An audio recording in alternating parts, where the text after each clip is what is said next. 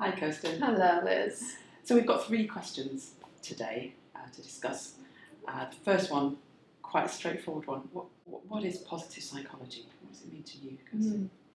So positive psychology is the study of strengths. What are our strengths? What helps us thrive? And when Martin Seligman, who was the founder of positive psychology, what he says is that there are books and books and articles and so much research on what's wrong with us. That's, in a way, traditional psychology. What about the study of what's right with us? That's what positive psychology is. Yeah, I agree. I mean, for me, in brief, it's the scientific study of what makes life worth living. And I love that you mentioned flourishing. I love that idea that it's what's going on when people are thriving and flourishing, when they're unleashing a lot of their potential, when they're really showing peak performance. I also love that idea that it's kind of a bit of a redressing the balance with traditional psychology, which is all about people with a degree of distress or dysfunction or disorder. And this is looking at when things are going right. So already I think we can see the connections with coaching about that, facilitating people being at their best.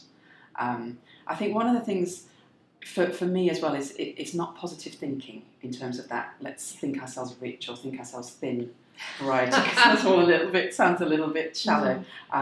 It really is based on science, and it's not looking at things through rose-tinted glasses. It does look at acknowledge the negative experiences as well, especially I think the so-called second wave positive psychology is really looking at that kind of nuance of positive and negative. So in a way, positive psychology, it sounds a little bit misleading as a title. I love what it does. The name sometimes makes me a little bit hesitant because I sometimes think people think it's a bit happy-clappy. I think the work of Barbara Fredrickson in particular, where she talks about the power of positive emotions, but importantly, how incredibly overwhelming negative emotions are, and the purpose that they've served in our development as human beings to save our lives. Positive psychology and the study of strengths is actually very difficult because we have a natural tendency to notice what's wrong. And that's good. It saved our lives when we lived in caves, but we don't live in caves now. And so to really be analytical about yourself and say, where am I strong? Where have I been successful? How could I recreate that, harvest those strengths for the challenges that are in front of me now? That's what positive psychology is about. So you're absolutely right. It's not about ignoring the negative. In fact, it's about addressing it and saying, it's overwhelming. We have to do work on the other side as well. Yeah, it's really exciting, I think. It's very exciting. So our second question. Our second question is about why is it so important for coaching? Why is positive psychology so important for coaching? What were your thoughts on that? I think it's a fantastic underpinning for great coaching. I think it really fits with that whole good to great mentality. And so many of the clients that we work with, they're already really successful, they're ambitious, they're high achieving. So they're just wanting to kind of step up even more, and they might be in a new role, or they might be facing a new challenge, or there's something happening in the context that they're working in. And I just think that emphasis on strengths and meeting their goals in a kind of meaningful and satisfying way is just so appropriate for those kind of clients. And I also think where people are not starting in that place, if they're feeling a bit overwhelmed or stressed or anxious, then I think some of the approaches that positive psychology can bring us can just really help those clients as well, kind of get into a more settled state and then progress on to making really good progress towards their goals again. So I think it is really important in that sense in coaching.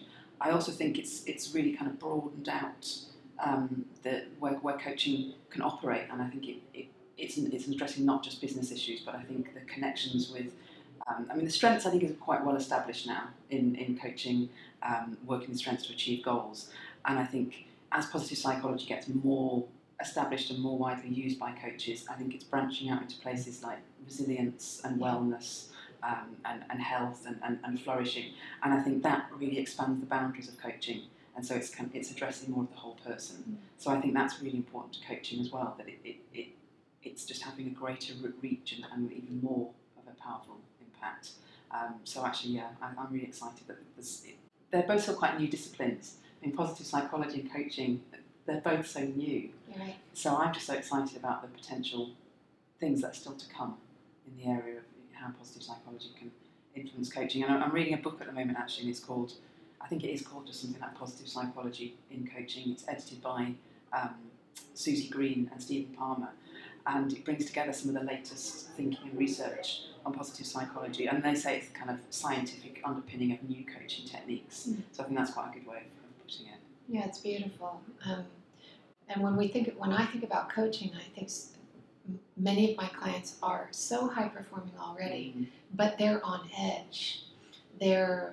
So much is coming at them. New business models, they have to be agile, organizational structures are changing, and also time. They have to become time masters, and it's not about managing time, it's about really mastering it and mastering energy. And they're on edge. A lot of them are on edge. And a focus on strengths and a remembering and analyzing what you've done well in the past, it calms the nervous system. It floods you with positive emotions because you're remembering something you did well, and it makes you more at ease. And something we had talked about before is that it's so important for us to move our clients from on edge to at ease. And I think a strengths focus really helps them do that. Also gives them tools. So each one of those strengths is a possible pathway to how will I achieve this goal. So I have, say, courage and emotional intelligence, social intelligence as top strengths. How could I use courage here? How could I use social intelligence here? How could I use my ability to enable others to perform well? Because I know I can do that. I've done it in the past. How can I use it this time? And having more pathways to my goals makes me more hopeful, more relaxed, more at ease. Yeah, that's fantastic. So it really does help address some of the issues our clients are facing, doesn't it? And also I'm quite excited about the potentials for coaching in terms of the connections of positive psychology with neuroscience and mindfulness and so many of these other areas conversion that you mentioned about the neurochemicals, and I just think there's so much convergence going on that the potential is so rich, I think. Third question for today is, what impact has positive psychology had on your coaching, Kirstan? What do you think? Well, in most cases now, when I meet a potential client and they say, well, what kind of coach are you? I say, I'm a strengths-based coach. So it's affected my coaching a lot. It's not right in every case, but I have become a great strength spotter. And humility is clearly not one of my top strengths. I've become a strength spotter. So when I'm listening to people, whether they're my clients or my friends or family or just somebody I meet, I'm so used now to looking for their strengths that I can scan a room when I've been with people for a couple of hours and I can say, your top strengths are these. And what that helps me do and helps my clients do when they get good at strength spotting is it's great for delegation. Like if they know that who on their team is the best at something or is really strong at something innately and enjoys it, because that's the key with strengths. You can be really good at something, but it may not energize you. And I go back to my point about becoming an energy master, which is, I think, our goal, one of our goals now. If you're doing things that you're good at and they give you energy, then you feel more fulfilled and you begin to flourish. So helping our clients, and for me, helping my clients do that and helping myself do that is really, has been life-changing. How about you? I think similarly, I think it was, as with all the kind of things that we study and learn and teach in coaching, we get benefits ourselves, don't we? It's such a great profession to be in from that perspective. So yeah, when I thought about this, I was thinking, do you know what, this has actually had quite an impact. I think it's probably opened out my boundaries quite a lot. I think I'm much more of someone said I was quite a holistic coach, and I hadn't really thought about that before, but I think it is because that whole emphasis on the flourishing and thriving piece, it goes, yes, it's all goals orientated and results focused and action driven, and yet at the same time it taps into my kind of natural concern about what people need to flourish and thrive and to be at their best more of the time. So I'm really that sort of recognition, I think it just makes me a lot more comfortable with being authentic and vulnerable, and then sort of encouraging the clients to be the same. So I think it definitely has changed how I coach, and I think probably also the types of coaching that I do as well in terms of the issues that we cover. And then I guess, I mean, at a sort of intellectual and philosophical level, I mean, it feels like a really good fit for my own beliefs. And I think about the sort of framework that I kind of use to describe my own coaching is space to grow. And each of the letters of space stands for something, and the P is positive mindset or positive psychology. Interestingly, the E, you mentioned energy, the E is energy. Okay. That's another thing I'm really interested in. So so on that level, I think massive impact. And then obviously on a day-to-day level, just things like things that I share with my clients, but also things that I do for myself. So things like a gratitude journal. I don't do it all the time, but I kind of dip in and out and doing it, whether I do pen and paper or I use an app, and things like that I would have been really sceptical about in the past, to be honest. And now, having seen Martin Seligman talk about it, having read a lot of the stuff, and tried it for myself, I just really feel the value that I get. And, it works. And now I'm much more comfortable. It works, doesn't it? It makes you notice things. And so I now feel much more comfortable offering that to clients and seeing if it might be something that has traction with them. So actually, this is a great question because it's made me realise it's had a really big impact on me. There's something brilliant for me at the end of the day, and I don't always do it, but I try to do it. What were the 3 best things that happened? And often I've forgotten 1 and 2. I only remember the very last thing that happened in the day, and it might not be a great thing.